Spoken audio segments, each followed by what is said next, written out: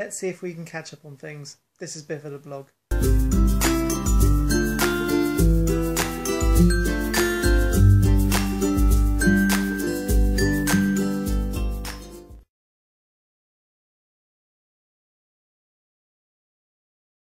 Welcome back to Bifida Blog. This is day 13/14 and that makes no sense at all.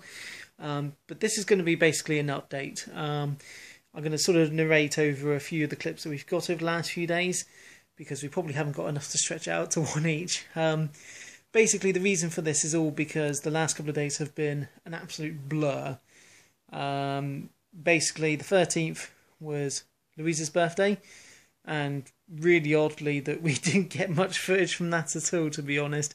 I mean, Louise would be the first one to say that she's not necessarily going and celebrating her birthday in full like she maybe normally would. But we had cake and the usual stuff, and I think she generally had a good day, and she would probably say that her birthday present was having Noah, which I'd agree with.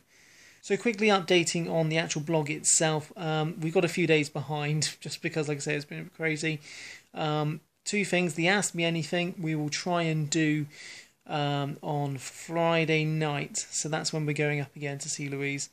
I think we'll try and maybe record something then, depending on how late it is, but we'll try and do something for the Friday to answer your Ask Me Anythings. Thank you so much for all your questions so far, brilliant. I will put another notice out there to try and get some more and see if we can answer those questions. I also haven't forgotten about the guess the weight. Again, because there were so many entries, I've just got to collate them all. I think I've got a rough idea of who's probably won it. And I will sort that out when we get a bit closer again. I might be able to sort that tomorrow, and I might be able to announce it properly. So I haven't forgotten. Your chocolates are safe for now. I haven't eaten them. So what's been happening? Okay, so the 13th, which was the Tuesday, was Louise's birthday. Well, today it's been my birthday. It's not really felt like my birthday a great deal, to be honest. We kind of want to postpone it until we get home so we can celebrate properly. We did have George, Nathan, Eva and my mum up today and managed to go out for lunch, which was nice. Other than that, though, it's been completely mad with one professional or another coming and seeing Noah or breastfeeding specialists and whatnot. The other main thing from Tuesday was in the evening when both myself and Heidi went home. We left about 8 o'clock in the end, so quite late, and we didn't get back to Barnstable until 10. Weather was pretty horrendous, but we still made pretty good time, which I was quite happy about. Stuart and Heidi left for Barnstable late tonight, about 8 o'clock. So I'm waiting to hear from them that they're home safe. Hopefully there's no snow blocking them on the way. Really emotional, to be honest, to wave them off and be left on my own with Noah. It's fine when I'm over there with him, but coming back to the empty room at Tots for Cots is pretty lonely, to be fair. I miss the liveliness of Heidi and the joy that she brings to me in any situation, and I just would miss the support of Stuart because he's my rock through it all. Today, Louise is obviously up there in the hospital by herself. Obviously she's got Noah as well.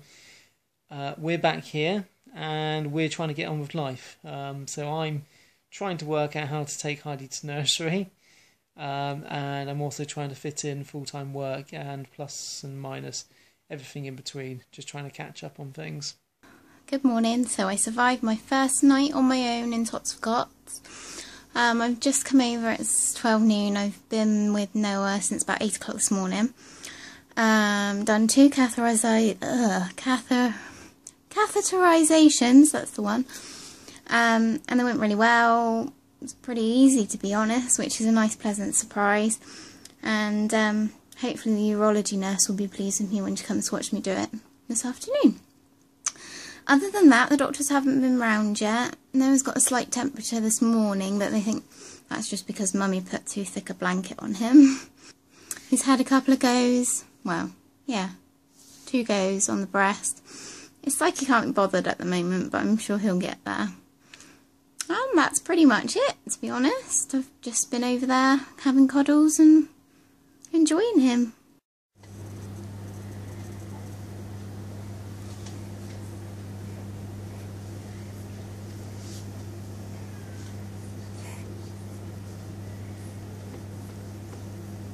This is our 14th day. This is 2 weeks of blogging, and I think it'd be great to sort of get to a position where we could tell you exactly how things stand on each part. So I'll run through each of the bits in turn and try and give you the outline and where we go from here. As you all have seen previously, the operation to put the back closure in was successful.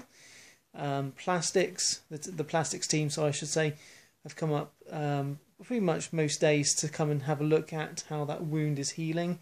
And yesterday they took the plasters off to have a look, and there's only one going back on, which is just to protect him because it's in the lower back and just to protect him from his bum, really. And the neurosurgeon's pleased with his back.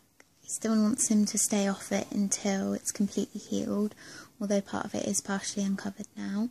They've given us a technique to sort of massage it with a little bit of lubricant essentially, and by doing that we should find that whole scar should heal up to a very faint white line with hydro, which is the fluid on the brain. Now when they sealed up the back, their major concern was that that fluid that was leaking was then going to sort of not be able to leak anywhere, pack up and go onto the brain. Now they've been measuring him daily, and again he's had another measurement today, and we're really pleased that the actual head circumference and the size of the ventricles have stayed similar. In fact, I think they're ever so slightly reduced. So that's really good news. In terms of the hydrocephalus, so far so good. Over the next couple of weeks, hopefully it will stay stable and we'll avoid the shunt. But we will have to stay here until the back is completely healed and they are sure that he's not going to need a shunt. Each day that stays the same and doesn't increase, then we're a step closer to not needing a shunt at this point, which could potentially mean that we could get out slightly earlier. I mean, we're not holding ourselves to anything yet, but there is that possibility that by not having a shunt we could get home a little bit earlier, which would be great. It's keen to stress at this point that just because he doesn't have one now doesn't necessarily mean that maybe 6 months, a year down the line, he'll need one. We talked about the stridor, which is this vocal cord situation where the vocal cords, when he's getting agitated, aren't sort of flopping in the right way, so you get this sort of high-pitched little squeak at the end of when he sort of breathes heavily when he's agitated. At the moment, we would say there's probably very little improvement on that front. It still is only when he's agitated. The doctors are quite happy that it's only when he's agitated as opposed to all the time. That's a good sign. But perhaps we were hoping we might have seen something a bit more by now. The plan is tomorrow he will have the camera put down his throat to investigate the stridor. That will likely happen around lunchtime. We are now catheterising him. We both had a go and we're both passed our tests, as it would be. So it's a little bit awkward. It's still, I mean, it will feel more natural as we do it more often. But I don't know how natural catheterising your little boy is, and how normal that will ever become. But it definitely would appear that at this point, the cathetering is doing what it needs to do, and that will continue for the foreseeable future. He is still doing wet nappies, and he is purring fine, which is good. That's always a good sign. But as always is the case with Spina kids, is that they can't always clear the whole of their bladder. So again, it can build up, and I think it's the effect on the kidneys if that doesn't get sorted. The physios had been round to see Noah and given us some exercises to do to help free up his leg muscles and nerves and his feet muscles. We've also been encouraged to rub his legs, sort of like when we're cuddling him and whatnot, just to get the blood flowing and hopefully get some movement back, because he's not really been moving his legs at all. The neurosurgeons told Stuart yesterday that It's really highly likely that he'll be wheelchair bound, but just take each day as it comes.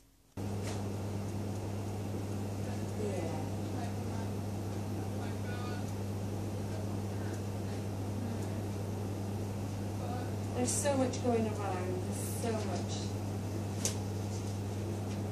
Yeah, but bear in mind how much time you spend in hospital now, that's a real place for all the types of infections.